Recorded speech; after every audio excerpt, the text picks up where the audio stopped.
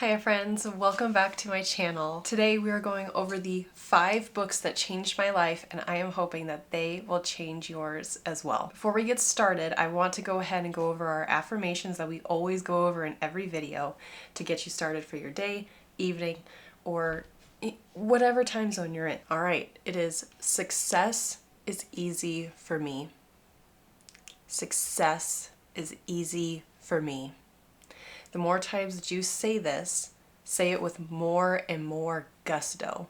Just more and more, and you'll believe it, and eventually it will be stuck in your mind and internalized, and you will just believe it eventually. So, success is easy for me. Second one for today.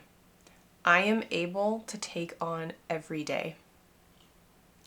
I am able to take on every day. Now I'm going to leave with a quote. Take your vitamins, exercise. Just work to love yourself as much as you can. Not more than the people around you, but not so much less. Sharon Olds. So I'll hold this up if you want, so you can pause. Just hold it for a second.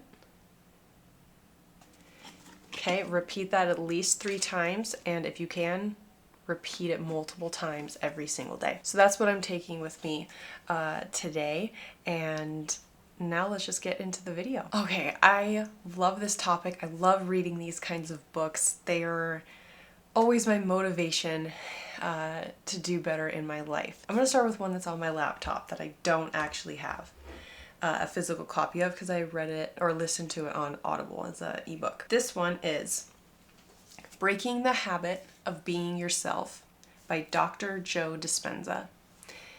This book was fascinating to me. I think his more popular book is Supernatural, or is it Supernatural? I think it's Supernatural. I'll pop it up here or leave the link below so you can see that one as well.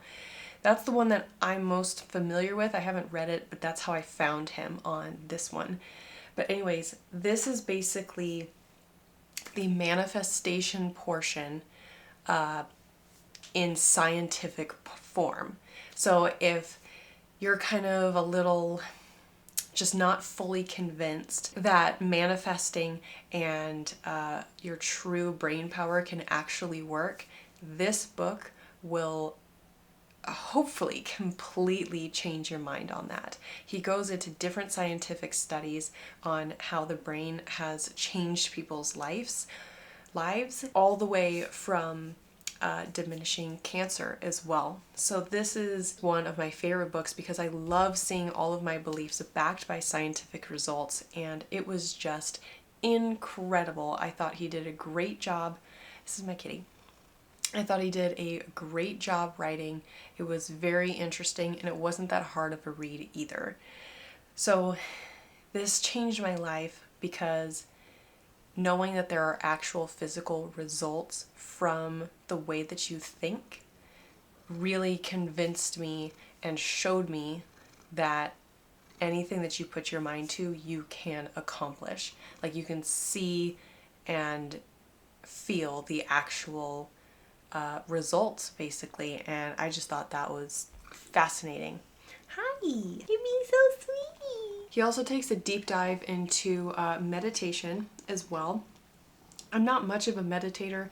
I can do, like, say, yoga or walking and then, like, intentionally thinking of something consistently rather than just sitting there with my eyes closed. I don't know if I just haven't gotten to that level yet, or it's just not really for me.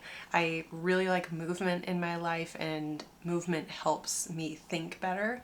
So in this instance, meditation, if you're even thinking about it, highly, highly, highly recommend. And yeah, I hope this changes your life as well. I listened to this one on Audible. I thought that the performance was really good. I don't think, oh gosh, I can't remember if the author reads it or not, but, oh no, he doesn't. So the reading, oh, now I remember. Okay, the reading wasn't my favorite, but still the information was amazing. I absolutely loved it. So Depending, I would listen to the sample first if you're going to listen to it on Audible. Otherwise, I probably would have wanted to read it just in a physical copy. So, yeah, but besides that, loved this book. I think I gave it 5 stars. And yeah, it totally changed the way I think about all this, and it was just top tier. So the next book I want to get into, I think I'm going to go from, like, I don't want to say least because all of these changed my life in such a positive way, but I'm going to start from like the bottom and then work my way to like my ultimate favorite one. So the next one I would say is You Are at Making Money. I read this book a long time ago, and this is when Jen Sincero was extremely popular in her prime, because she came out with her You Are in just regular, and then she came out with this book. And at the time, gosh, was I just in college? I can't remember. I think so, but this was like just the beginning of my finance journey, which I didn't know much about finances at all, how they worked, like anything. And so this really changed my mindset on how to look at money, basically. It basically had different types. Basically, this dives into your mindset towards money and how to change it. And this is, I would say actually, this was the breakthrough book that got me into manifesting and making dreams come true through my thoughts. So let me see if I can find one here. Literally titled To Get Rich.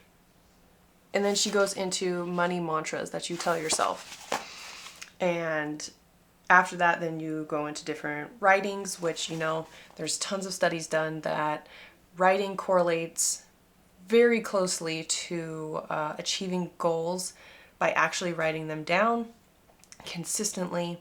And she really goes into this, making them extremely detailed, so you'd be able to really see how you'd be able to plan out achieving one of your goals. What I also liked, I think that was from this book, because I know that, I'm pretty sure, but this also introduced me to visualizing and visualization, and visualizing either, like, say, having a lot of money or being really confident with money and not having that scarcity mindset, and that money is always around us and you can always make more of it. You are always in control of your money, and you can always make your money work for you. And that is what, like, the main takeaway I got from this book was. It made money feel not scary anymore. It made it a tool for me to be able to be successful and hopeful and able to achieve things that I have always desired. So very highly recommend. This was my oldest one out of, let me see. Yeah, this is the oldest one that I have on my list.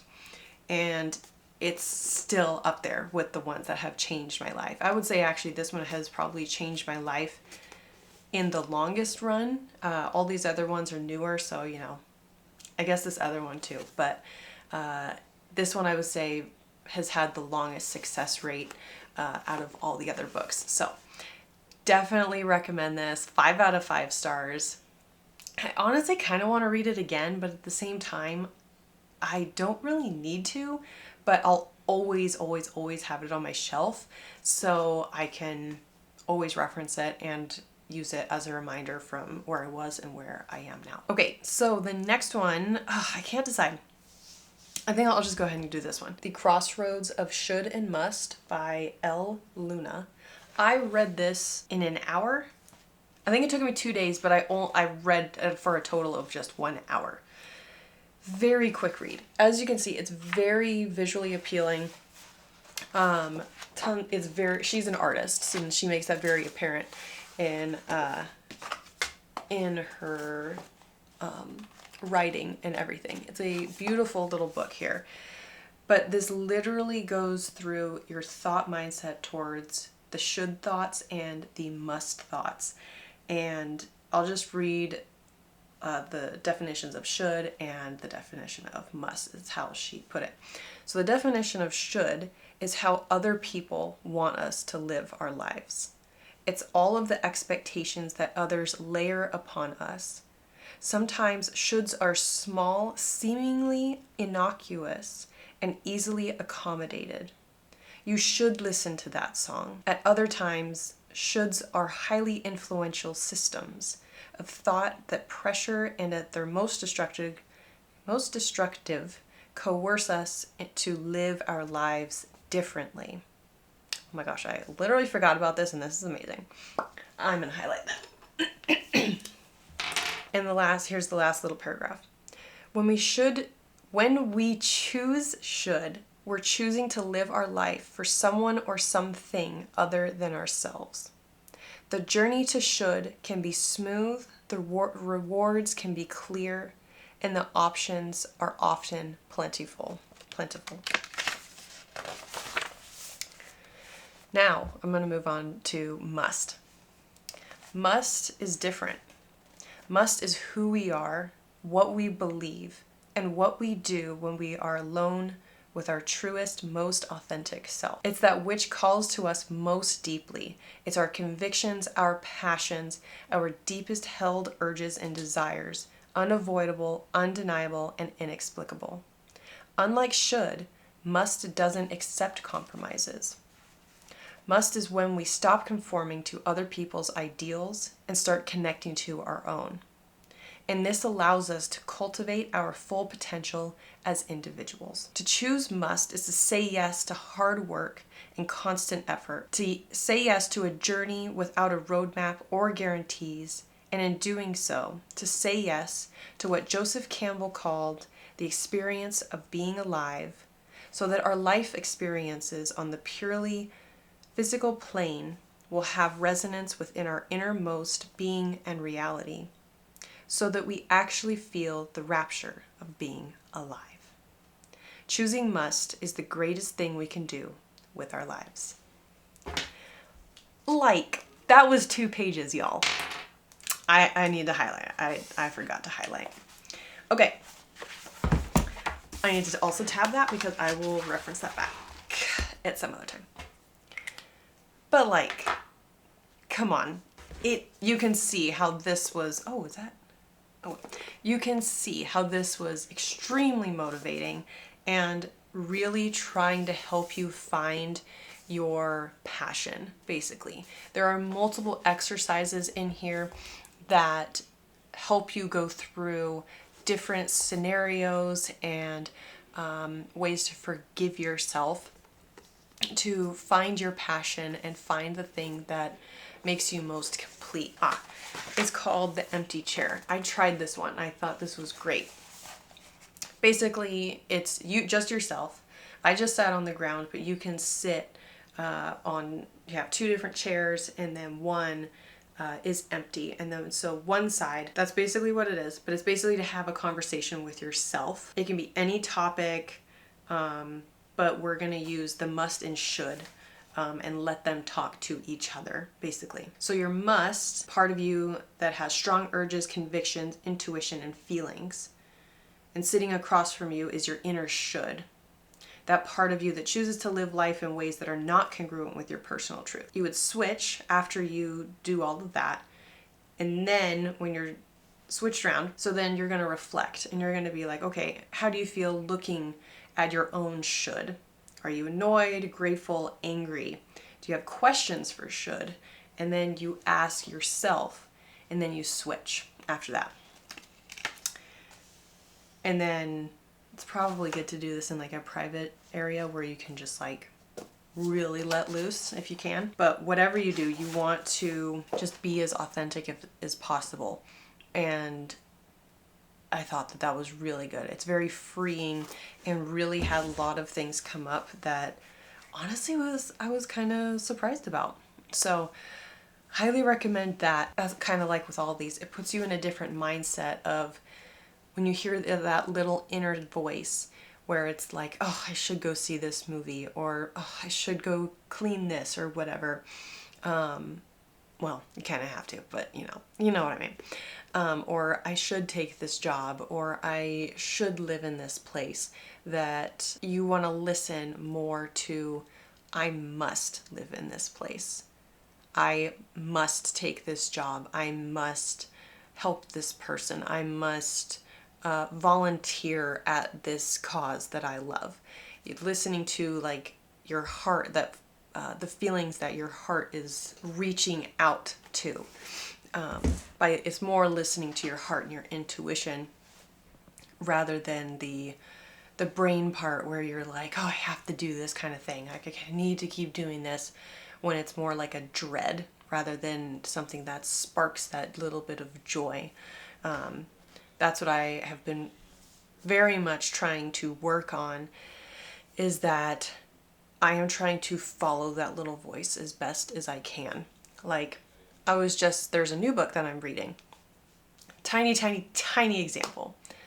But I was, looking through my Kindle, and I had one that popped up, and it, like, my brain part was first, or like that first thought was like, oh, I should read this one. I should read this one. Like, this one looks pretty good.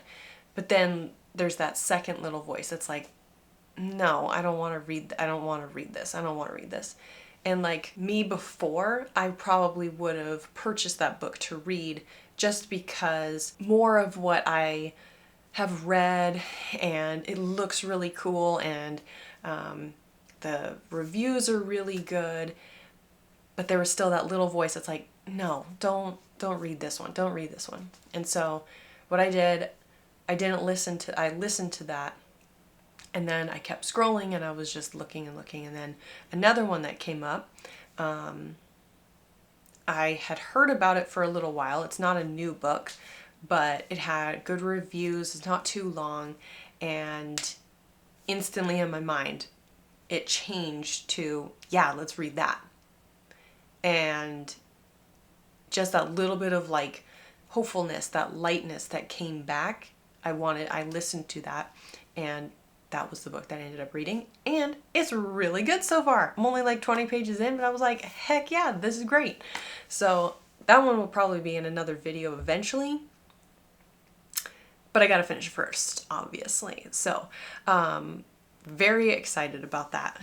But that just shows, try starting to listen to that little voice. I know that not everybody has that little voice, so I'm sorry, I don't know how to work with that if you don't have that. So I'm sorry, I cannot help you with that if that's how it is for you.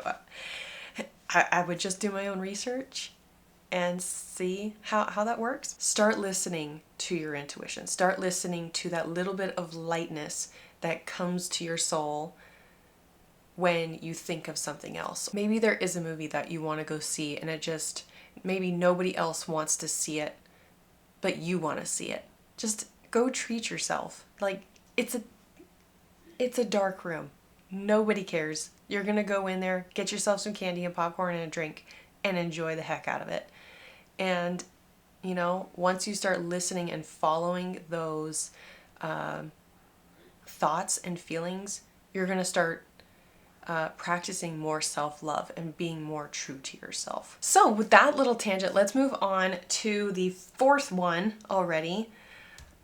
This book I read a little while ago, so I only remember parts of it, but it has still stuck with me for years now, and I highly recommend. 5 out of 5 stars for this one. Oh, the other one, I would give this one 4.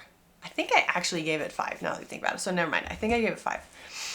Okay, so this next one is also a 5-star, and it's on my computer. I apologize, I don't have a copy of it.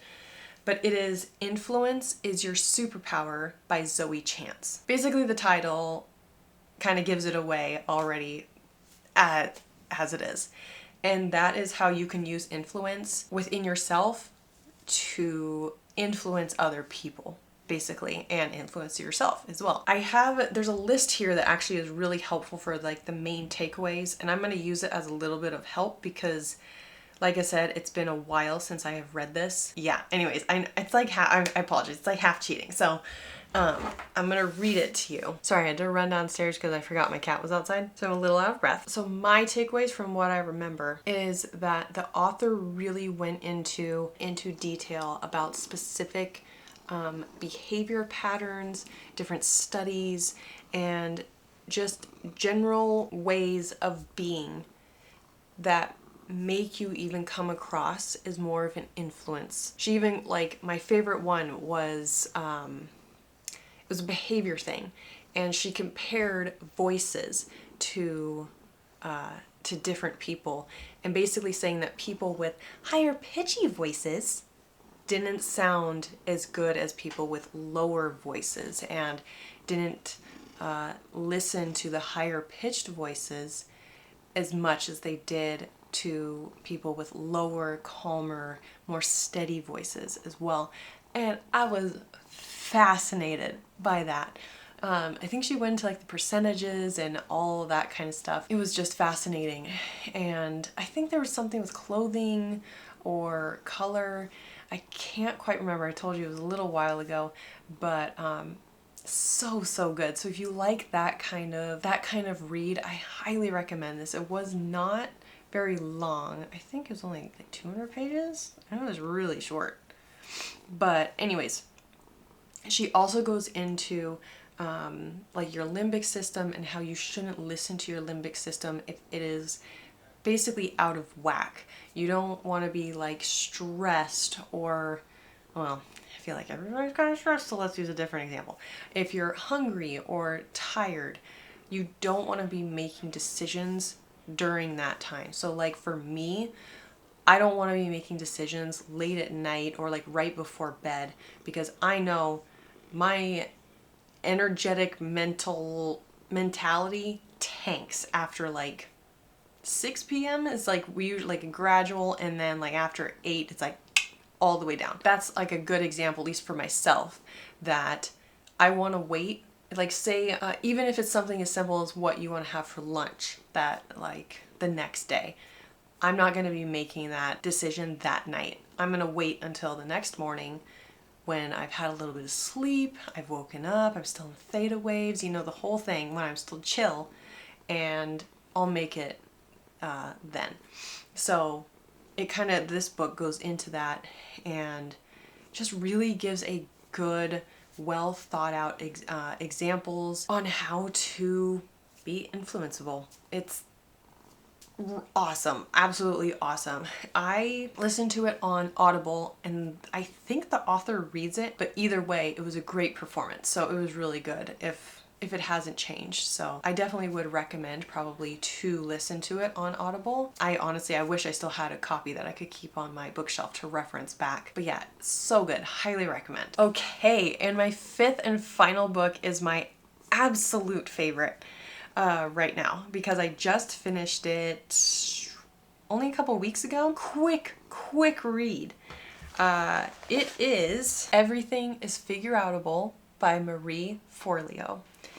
Holy cow, so good, so incredibly good.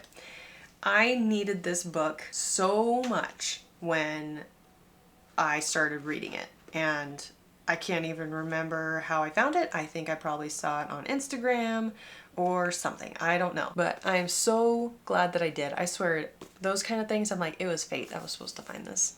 It was fate. But anyways, this book literally shows you every which way that something could be figure-outable. Like, you can't get into this college, or you don't have enough money for this trip, or a family member was diagnosed with a life-threatening disease. And this whole thing goes into different real-life stories of how people overcame certain scenarios like that, and how it changed them, and how they were able to make the most of their situation at that time. Not only that, the writing in this book was extremely motivating. I don't know how she did it, but every page I just felt better and better about myself. It was so great, and it really want to get out of my chair and start doing something with my life. It was flippin' good. I was so happy with it. She also would put a quote with every new chapter, as you can see. I don't know if I've highlighted a book more than this one in my entire, like, ever. It was that good. But anyways, So there's just one quote that I just really, really liked. It is, "Whatever you want to do it now. There are only so many tomorrows." And it's attributed to Michael Landon. I don't know who that is, but that was a pretty good quote. Then this one starts going into regret and not living with regrets, and just making the most of your life, basically. She also goes into fear and how to overcome your fear. She also goes into how to start. She also goes into how you can start taking those first steps towards your goals or your achievements as well, and gives you exercises that you can follow, and then kind of follows up the chapter with a real life example of like the person that kind of overcame it, basically. She also goes into how to overcome excuses and how to mitigate those unwanted thoughts, and how you can change your attitude for productivity, basically. Like I said, this book was so incredibly good. I highlighted it so much, and that's also where I got this, where you start, whenever you have an affirmation, every time you say it with more and more gusto. Believe it more and more the more you say it. And so like with this one, she starts with, "Everything is figure outable." And so every time you say it more and more convincing. You can say it louder if you want. For me, I just like to, if the loudness is what it needs to be, if it needs to come out louder, then I'll say it louder. But most of the time, I just need to say it with more and more conviction for it to be more convincing to myself. I think that would be a great takeaway for anybody, is to find their, like, I would say maybe 5 main affirmations that would work for you.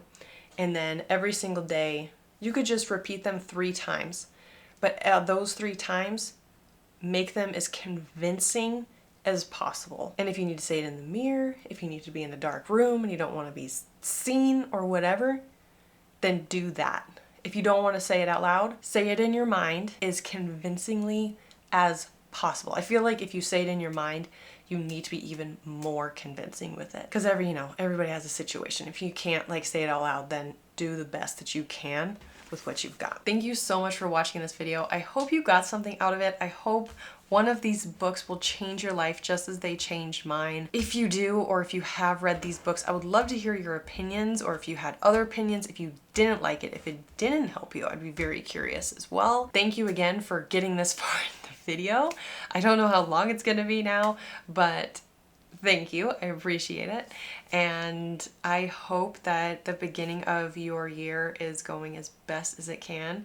I wish you all the best, and I will see you in the next video. See you later.